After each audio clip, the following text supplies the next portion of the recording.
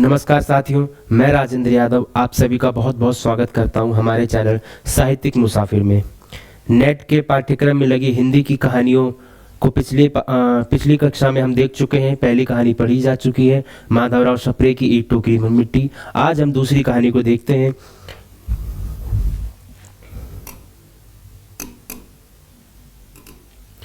जो कि राजेंद्र बाला घोष जी की रचना है। इन्हें बंग महिला के नाम से भी जाना जाता है। इनकी प्रसिद्धि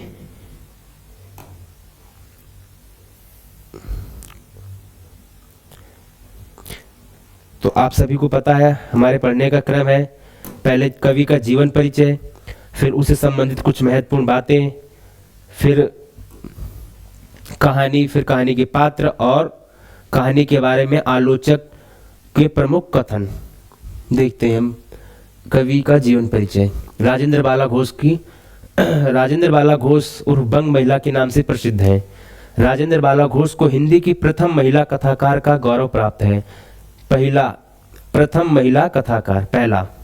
इनकी प्रसिद्ध रचना कौन सी है? दुलाई वाली, जो हमें पढ़नी है अभी।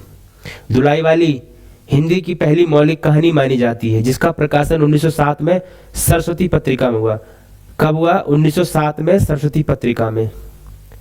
ये हिंदी की पहली मौलिक कहानी मानी जाती है। ठीक है। राजेंद्र बाला घोष ने बंगला कविताओं एवं रचनाओं में कोनो प्रवासिनी बंग महिला पद का प्रयोग किया है। इसके अलावा उन्होंने एक बंग महिला, श्री बंग महिला, श्रीमती बंग महिला और कोनो बंग महिला आदि उपनामों से भी सभी रचनाएं की हैं। इन्होंने अपने उपनाम क्या क्या रखे हैं? कोनो प्रवासिनी बंग महिला, कोनो बंग महिला, एक बंग महिला, श्री बंग महिला, श्रीमती बंग महिला। बंग महिला के पूर्वज चंदन नगर के आसपास खोलसिनी गांव के मूल निवासी थे। कहां के मूल निवासी थे? खोलसिनी गांव के। चंदन नगर उस समय फ्रांस के अधिकार में था। बंग महिला के पितामह राजा राम घोष चिंसुरा चिड़कुड़ा नामक जगह पर रहते थे। इनके पूर्वज लॉर्ड कॉर्नवालिस के समय मिर्जापुर बनारस आ गए थे और यहाँ बहुत सी जमीन अंग्रेजों से लिखवा ली थी। किसके समय बनारस में आई है? लॉर्ड कॉर्नवालिस के समय में। राजा राम घोष कुछ अधिक उम्र में एक पुत्र और एक पुत्री के पिता बने। श्री घोष ने अपने पुत्र का नाम रखा राम प्रसन्न घोष। इन्हीं की पुत्री थी राजेंद्र बाला घोष। राजेंद्र बाला घोष के पिता का नाम राम प्रसन्न घोष और इनके पिता का नाम राजा राम घोष। ठीक है। राजेंद्र बाला घोष उर्फ बंग महिला का जन्म कब हुआ? 1882 मिर्जापुर नगर के बरिया घाट में। जिस घर में इनका जन्म हुआ वह घर केदारनाथ पाठक का था, जहां इनका परिवार किराए पर रहा करता था। राजेंद्र बाला घोष की माता का नाम नीरद वासनी घोष है। क्या नाम है? नीरद वासनी। राजा राम मोहन घोष के परिवार में रा वर्ण से नामकरण करने की प्राचीन परंपरा थी। इसी परंपरा के अनुसार बंग महिला का नामकरण राजेंद्र बाला घोष पड़ा। इनके परिवार का मानना था कि रा वर्ण सुख समृद्धि का सूचक है। इनके नामकरण की प्राचीन परंपरा क्या थी? रा वर्ण से। और रा वर्ण क्यों मानते थे? क्योंकि सुख समृद्धि का सूचक है वह। राजेंद्र बाला घोष के जन्म के बाद राम प्रसन्न घोष को चार पुत्र रत्नों की प्राप्ति हुई, जिनके नाम है राजेंद्र कृष्ण घोष, राम यादव घोष, राम गोपाल घोष और राम केशव घोष।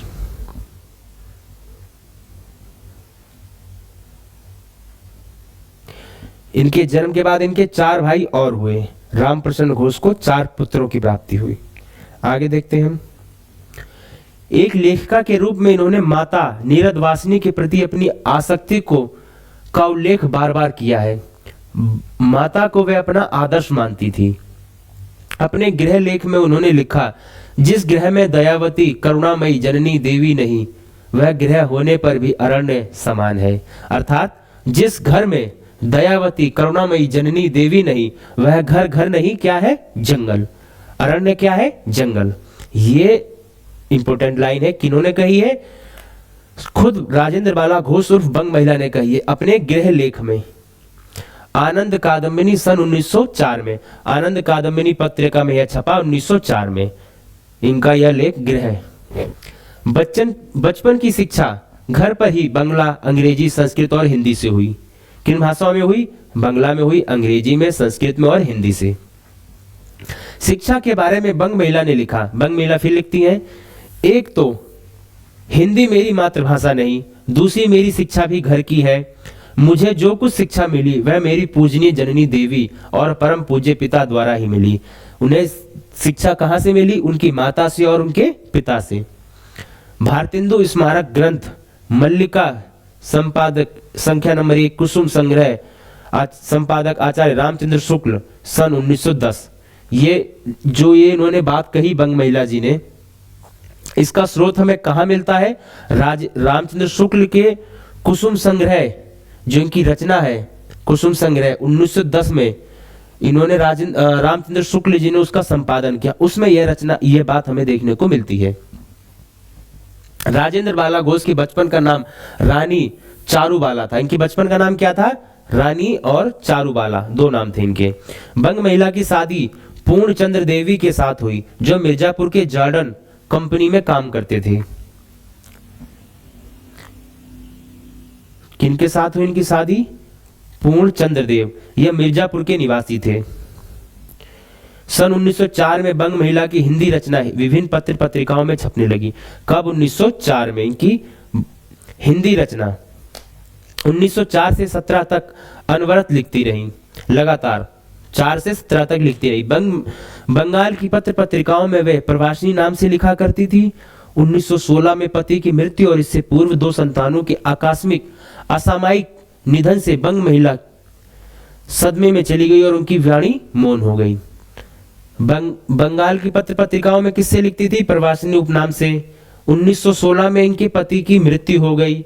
इससे पूर्व 2 संतानों, उससे पहले इनकी 2 संतानों की भी अकारण मौत हो गई। उससे ये सदमे में चली गई और उनकी वाणी क्या हो गई? मौन हो गई। इन्होंने लिखना बंद कर दिया। भाइयों एवं उनके परिवारों के बीच रहते हुए 24 फरवरी 1949 को मिर्जापुर में ही बंग महिला ने अंतिम सांस ली। कहां मरी है? इनका देहांत कहां पर हुआ? मिर्जापुर में हुआ 1949 में। बंग महिला हिंदी नवजागरण की पहली छापामार लेखिका थी। कैसी लेखिका की पहली? छापामार। फेमिनिस्ट आंदोलन की अगुवा, स्त्री शिक्षा, स्त्री चेतना, स्त्री स्वतंत्रता, स्त्री मुक्ति हेतु संघर्ष, पुरुष सत्तात्मक समाज पर प्रहार आदि पर इनकी लेखनी खूब चली। किस किस पर इनकी लेखनी चली? फेमिनिस्ट आंदोलन अर्थात स्त्रियों के पक्ष में जो आंदोलन चले हैं उनकी अगुवाई की इन्होंने। स्त्री शिक्षा पर जोर दिया, स्त्री चेतना पर लिखा है, हिंदी स्त्री स्वतंत्रता पर लिखा, स्त्री मुक्ति हेतु संघर्ष, पुरुष सत्तात्मक समाज पर प्रहार, ये इनके विषय रहे लिखने के। राजेंद्र बाला घोष आचार्य रामचंद्र शुक्ल की प्रेरणा से हिंदी में लेखन प्रारंभ किया। इन्होंने हिंदी में लिखना किसकी प्रेरणा से आरंभ किया? आचार्य रामचंद्र शुक्ल जी की प्रेरणा से। बंग महिला का रचना संसार देखा जाए तो बंग महिला की रचना संस्कार को 5 भागों में बांटा जाता है। मौलिक कहानियां, निबंध, कविताएं, अनुदित साहित्य और सामाजिक साहित्य। चंद्रदेव से मेरी बातें आप लोगों को पता ही है, हमारे सिलेबस में लगी और ये कहानी हमें पढ़नी भी है। चंद्रदेव से मेरी बातें, ये कौन सी पत्रिका में छपी? सरस्वती में। ये बहुत इंपॉर्टेंट है, लिख लीजिए, ये तथ्य कहीं नोट कर लीजिए। चंद्रदेव से मेरी बातें जो हमें सिलेबस में पढ़नी है वो कब प्रकाशित हुई? 1904 में। कौन सी पत्रिका में छपी? सरस्वती पत्रिका में छपी। सरस्वती पत्रिका उस समय 1903 में शुरू हुई। 1903 में सरस्वती पत्रिका का कार्यभार महावीर प्रसाद द्विवेदी जी ने संभाला और 1917 तक इसका कार्यभार 1920 तक 17 साल 1920 तक इसका कार्यभार संभाला उन्होंने। 1920, ठीक है। कुंभ में छोटी बहू 1906 में सरस्वती पत्रिका में ही छपी।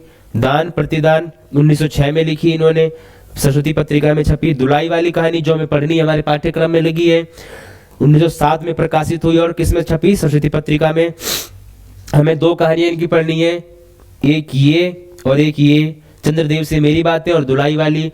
चंद्रदेव से मेरी बातों का प्रकाशन वर्ष है 1904 और दुलाई वाली का प्रकाशन वर्ष 1907। ये दोनों किस पत्रिका में छपी? सरस्वती पत्रिका में। सरस्वती मासिक पत्रिका थी। उस समय इसका संपादन का कार्यभार कौन संभाल रहे थे? महावीर प्रसाद द्विवेदी जी संभाल रहे थे। कौन?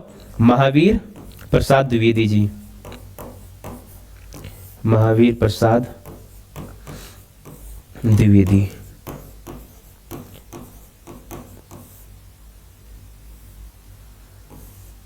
द्विवेदी जी, ठीक है, आगे बढ़ते हैं। मुरला इनकी कहानी है जो कि 1908 में इन्होंने प्रकाशित हुई। इनकी कहानी सरस्वती में छपी। भाई बहन 1908 में बाल प्रभाकर में छपी। हृदय परीक्षा 1915 में सरस्वती में छपी। दलिया 1909 में सरस्वती में छपी। और मन की दृढ़ता 1915 में इन्होंने प्रकाशित हुई इनकी रचना। इनकी अधिकतर रचना किस पत्रिका में छपी है? सरस्वती में छपी है, ये याद रखिएगा। बंग महिला की कुसुम 1912 कहानी संग्रह में अत्यंत प्रसिद्ध कहानी है। इनका कहानी संग्रह कौन सा है? कहानी संग्रह कुसुम कब प्रकाशित हुआ? 1912 में। यह प्रसिद्ध है, इसमें प्रसिद्ध कहानियां लगी हुई हैं। बंग महिला की अनुदित कहानियों में राय से पर्वत 1902 अति चर्चित है। इन्होंने अनुवादित कार्य यानी ट्रांसलेट किया किसी कहानी का, किस नाम से? राय से पर्वत 1902 में, जो कि बहुत प्रसिद्ध है इनकी रचना। इनकी लेखनी की प्रेरणा स्रोत आचार्य शुक्ल जी रहे, अब हम पीछे पढ़कर आ चुके हैं। बंग महिला ने कई निबंध भी लिखे हैं, जिनमें से प्रसिद्ध है स्त्रियों की शिक्षा, हिंदी के ग्रंथकार, संगीत और सुई का काम, हमारे देश की स्त्रियों की दशा, जोधाबाई और गृहचर्या। इनके निबंध कौन कौन से हैं वो हमें याद रखने हैं। स्त्री की शिक्षा, हिंदी के ग्रंथकार, संगीत और सुई का काम, हमारे देश की स्त्रियों की दशा, जोधाबाई और गृहचर्या।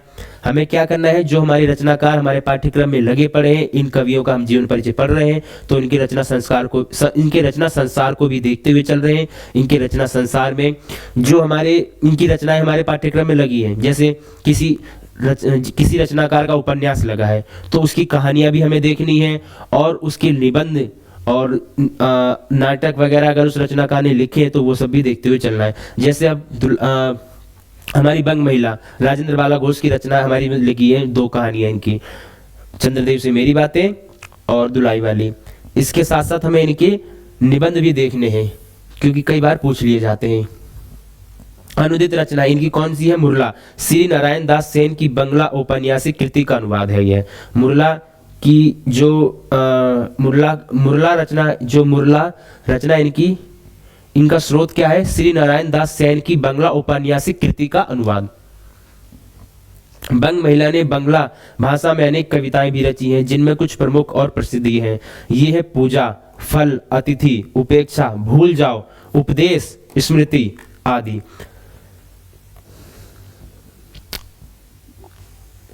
इनकी क्या है? ये कविताएं, याद रखिएगा। बंग महिला ने रविंद्रनाथ टैगोर के निधन पर भी कुछ कविताएं लिखी। किसके निधन पर? रविंद्रनाथ टैगोर के निधन पर।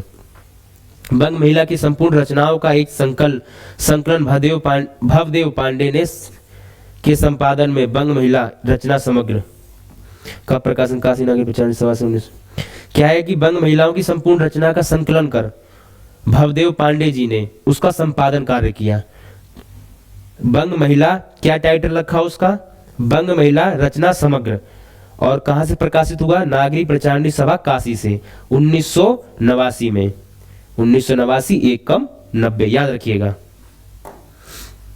अब आते हैं हम इनकी कहानियों पर। उससे पहले एक तथ्य और देख लेते हैं। सन 1911 में नागरी प्रचारणी सभा वाराणसी से प्रकाशित पुस्तक कुसुम संग्रह में संकलित है। इनकी जो हम कहानी पढ़ने वाले हैं, दुलाई वाली और चंद्रदेव से मेरी बातें, वो किसमें है? कुसुम संग्रह में। इस संग्रह का संपादन आचार्य रामचंद्र शुक्ल ने किया, पीछे देख चुके हैं हम ये बातें। पदोन्नति के लिए सिफारिश और चाटुकारिता का वर्णन इस कहानी में है। किस कहानी में? चंद्रदेव से मेरी बातें। चंद्रदेव से मेरी बातें एक पत्रात्मक शैली में लिखी है। किस स्टाइल में लिखी है? शैली, स्टाइल, पत्रात्मक शैली में, जिस पर शिव शंभू के चिट्ठे का प्रभाव देखा जा सकता है। इस रचना पर किसका प्रभाव देखा जा सकता है? शिव शंभू के चिट्ठे, याद रखिएगा। आगे कहानी के बारे में विद्वानों की राय क्या क्या है? गोपाल राय कहते हैं चंद्रदेव से मेरी बातें में समकालीन वायसराय लॉर्ड कर्जन के प्रशासन पर करारा व्यंग है। किस पर करारा व्यंग है? लॉर्ड कर्जन के शासन पर। याद रखिएगा कोटेशन। भवदेव पांडे जी क्या कहते हैं कि बंग महिला की पहली कहानी चंद्रदेव से मेरी बातें सरस्वती 1904 में प्रकाशित हिंदी साहित्य की पहली कहानी थी, जिसने अपने समय की राजनीति और अर्थनीति को केंद्रीय तथ्य बनाया। यह हिंदी की पहली राजनीतिक कहानी है। चंद्रदेव से मेरी बातें भवदेव पांडे के अनुसार कैसी कहानी है?